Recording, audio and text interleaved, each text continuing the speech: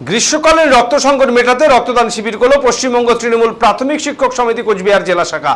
মঙ্গলবার কোচবিহার শহরের স্টেশন চৌপতি এলাকায় সংগঠনের দপ্তরে হয় এই রক্তদান শিবির। রক্তদান শিবিরের উদ্বোধন করেন সংগঠনের রাজ্য সভাপতি মইদুল ইসলাম।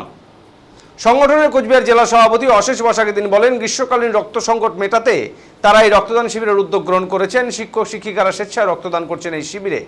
তিনি আশা রাখেন তাদের এই রক্তদান শিবির দেখে উৎসাহিত হয়ে সাধারণ মানুষ রক্তদানে এগিয়ে আসবেন, প্রাণ রক্ষা করবেন মুমূর্ষু রোগীদের। গেট লাগাই দিচ্ছে। আমরা পশ্চিমবঙ্গ তৃণমূল প্রাথমিক শিক্ষক সমিতির পক্ষ থেকে আজকে একটি স্বেচ্ছায় রক্তদান শিবিরের আয়োজন করেছি। যেহেতু আমরা শিক্ষকতা করি, সেই জন্য আমরা পশ্চিমবঙ্গ তৃণমূল শিক্ষক সমিতির তরফ থেকে সামাজিক কাজে সাধারণ জনগণকে উদ্বুদ্ধ করতে আমরা এই রক্তদানের শিবিরের আয়োজন করেছি, যাতে শিক্ষক শিক্ষিকারা স্বেচ্ছায় রক্ত দিচ্ছেন। আমাদের এই কার্যকলাপ দেখে যাতে সাধারণ মানুষ এগিয়ে আসে এবং এই গ্রীষ্মকালীন রক্ত সংকট মেটাতে তারা যাতে মুমূর্ষু রোগীর পাশে দাঁড়ায়, এই বার্তা আমরা জনগণকে দিচ্ছি।